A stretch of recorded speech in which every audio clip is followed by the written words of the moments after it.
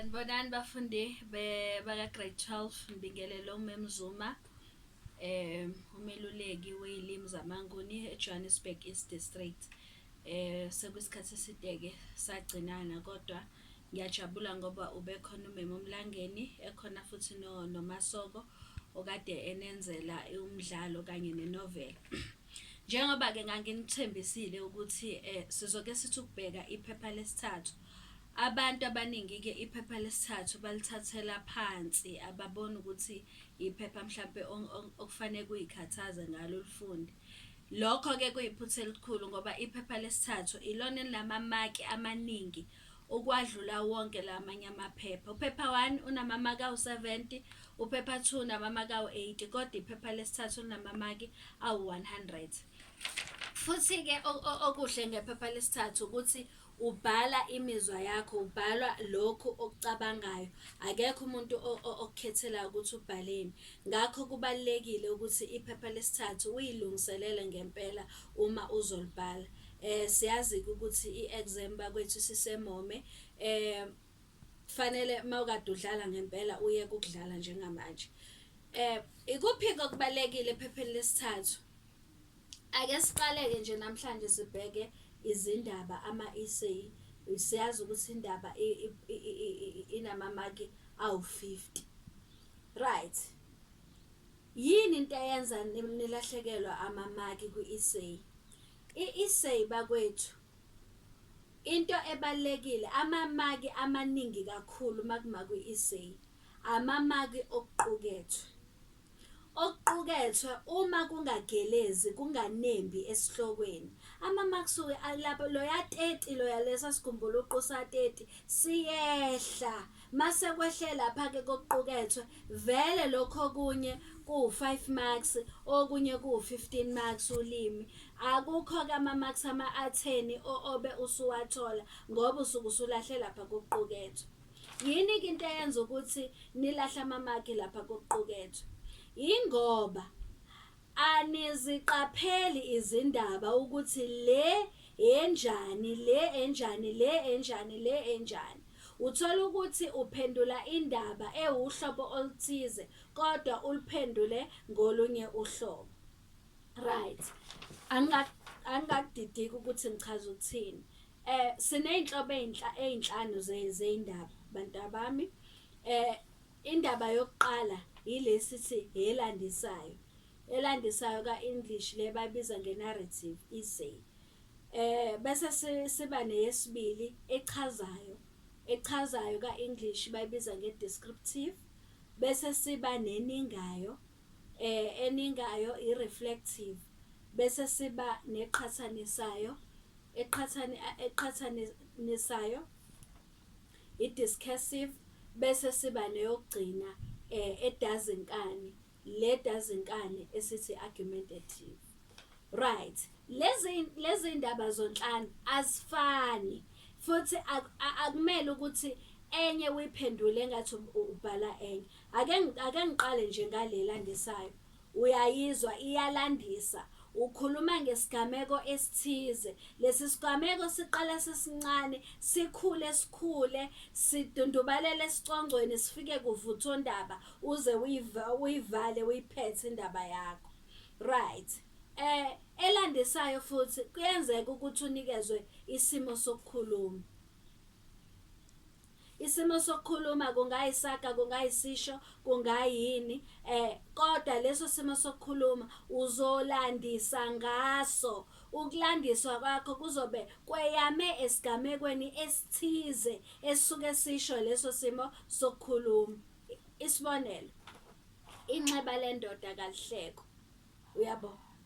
Isigameko leso esithini esithi ungabe umhleko omunye umuntu uma esenkingeni ngoba kusasa kungawe. Ngakho-ke isigameko uzobe ukhuluma ngaso uzobe ulandela esikhuluma ngaleso sigameko ukuthi ikuphi lokho okwenzekile okwenze wafunda ukuthi inxeba lendoda alihlekwa na. Futhi kungaba isigejana samagama athize okuthiwa wachaze, landisa ngawo, wakhe indaba ngawo. Eqala lamagama, uqala indaba yakho ize iyophela. Okay. Bese kuba echazayo. Echazayo ayifani nelandisayo ngoba echazayo yethula amaqiniso.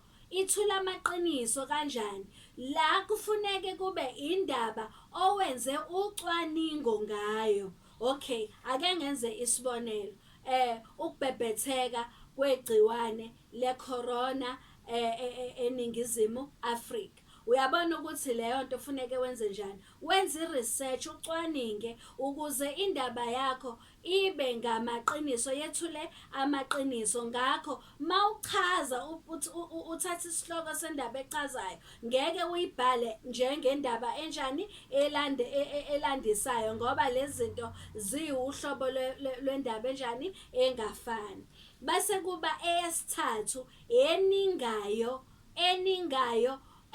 mawuninga ujeqeza emumva, ukhuluma ngesigameko esinjani esesadlula.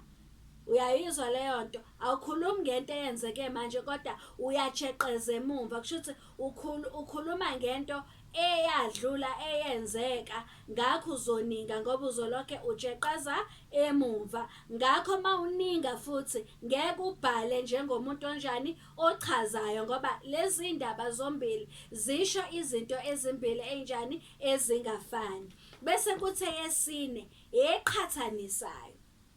Leqhathanisayo ke yileveza inhlangothi ezimbili, ubuhle nobubi bokuphathwa komakhala ekhukhwini ezikoleni. Ubuhle nani nobubi. Uyabo kwathiwa ubuhle loya uchaza ukuthini? Izinhlangothi zombili. Ngakho mawusubhala uzoziveza phela zombili lezi inhlangothi. Uzoqala ukhulume ngobuhle uqede bese ukhuluma ngobubi uqede bese kuthi ekugcineni bese kuyasho ke wena ukuthi kulezi inhlangothi zombili iluphi uhlangothi wena ohambisana nabo. Ngabe wena uthi kuhle ukuthi umakhalekhukhwini bephathwe ezikoleni noma uthi kubi? Nawe uyagxeka lokho.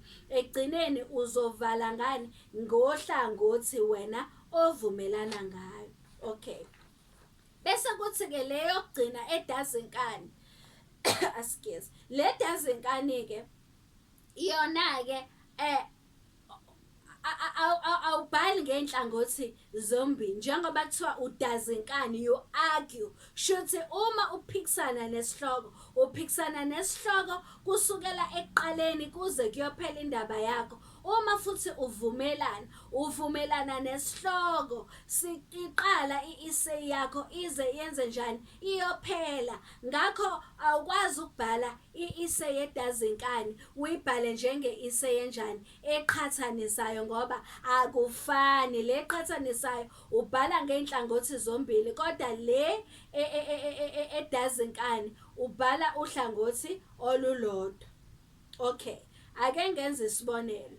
Ake ngithathe sona lesi sihloko lesi okade senze isibonelo ngaso endabeni eqhathanisayo. Mangathiwa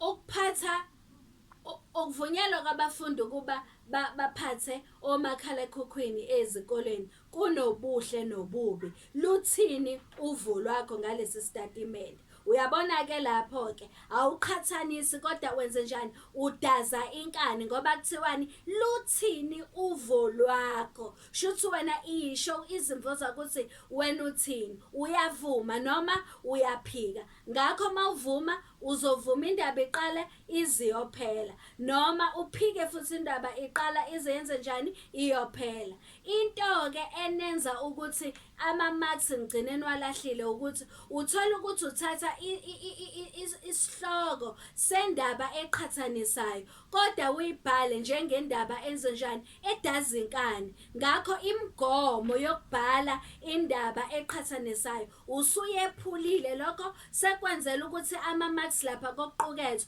aseyadleka, ayancipha, awasabi amamaki amanjani? Amakhulu ozokwazi ukuthi usheshe uthole loya 50 kufanele uthole kwi-essay.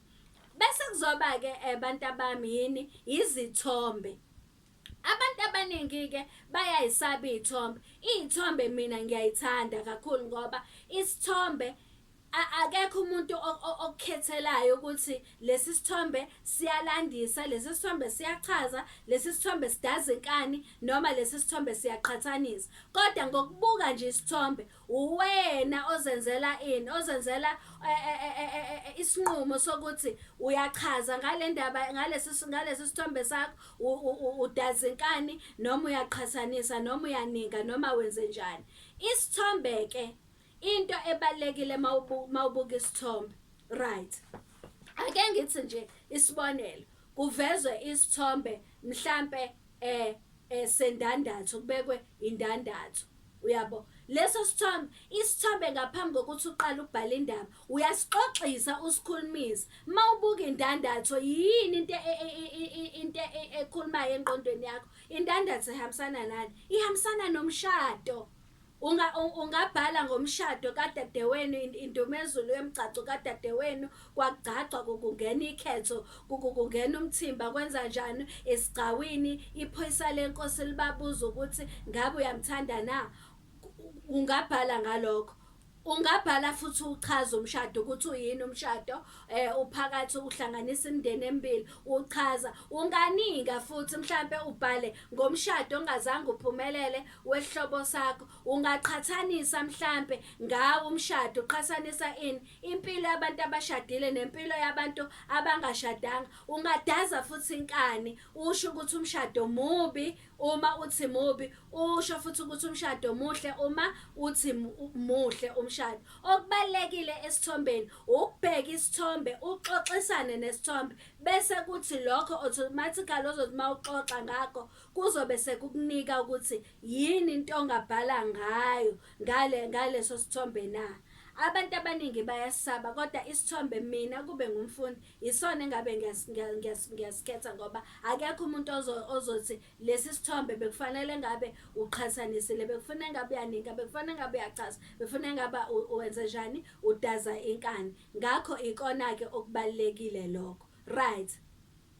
Mase-ke usuqedile ukwenza lokho, bheka-ke wena mawusekhaya, qhathanisa zonke lezi inhlobo ey'nhlanu zey'ndaba, ubheke ukuthi iyiphi indaba wena okwazi ukuyibhala okuhlula ezinye. Ngoba manje khona futhi elinye iphutha eniyenzayo, uthola ukuthi uthola isimo sokukhuluma lapha ephepheni, awukazi uzusizo lesi simo sokukhuluma, awukho futhi sure ukuthi sichaza ukuthini. Umane udumele sona, ubuze ukuthi ubususikhethelani lesi simo sokukhuluma, uthola ukuthi incazelo yaleso simo sokukhuluma ayinembi, akuyona incazelo echaza leso simo sokukhuluma. Usubhala u2 pages wonke, fana nokuthi ubumosha nje inkwakho, ngoba ubhale ngesimo sokukhuluma esingahambelani inhlobo nale ndaba obhale ngayo. Ngakho uma ungekho sure ngesimo sokukhuluma, ungasikhethi, ngoba zisuke zikhona ezinye indaba ongakhetha kuzona futhi okucacile ukuthi zithini, right? Mawubhala ugrade 12 awubhalela ukimpress, ubhalela ukuphasa. Isikhathi sokimpressa siphelile, ukuthi ubheke ukuthi yiphi indaba, ubheke ukuthi luphi uhlobo lwendaba ogood wena kulona mawulibhala, then ilokho okubalulekile ka-grade 12. Then mawususungenile-ke endabeni, uyazi ukuthi awumane nje uhlale phezu kwendaba, wenza amalungiselelo. Ukubhala indaba kufana nokwakha indlu, bantu bami. Mawakha indlu uqale uqoqe ini, uyayidweba indlu yakho, uyidwebe ukuthi izoma kanje. Then masuqeda ukuyidweba, uqoqa imaterial le oyenzaphi kumalungiselelo. Amalungiselelo akho uyawahlukanisa ngokwamaphuzu, ukuthi lapha kulela phuzu lokuqala okuzobe kuyisingeniso sami ngizokhuluma ngokuthi, kuleli phuzu lesibili isigaba sokuqala lesiya ngizobe ngikhuluma ngokuthi, kanjalo indaba yakho iziyofika kuphi? Esiphethweni. Uma futhi uyibhala indaba yakho ifana nendlu, wena wabona makwakhiwa indlu, izohlukana amazinga amathathu, izoba nesisekelo, angithi indlu iba nesisekelo, i-foundation, ibe nani nezindonga, bese izoba nani nophahla phezulu. Nendaba yakho ke izoba njalo, uzoyingenisa, ukuyingenisa usuke nje uthi fahla ngokuthi uzokhuluma ngani endabeni yakho. Asebesifushane isingeniso sakho, sihehe futhi nje sishaye emhlolweni, sisho lento ofuna ukisho, singankanti, singabi into ende uze ungazi ukuthi noma ubusungena endabeni yini. Mawususuphuma esingenisweni wequmuqa, uqaleke manje ungene emzimbeni wendaba yakho. Umzimba uhlukaniswe yini izigaba ngokwamaphuzu akho lawa owaveze lapha mawusalungiselela ini indaba yakho. Kungabe uyilungiselele ngobulwembu noma kanjani, kodwa ilandelana kanjalo indaba yakho.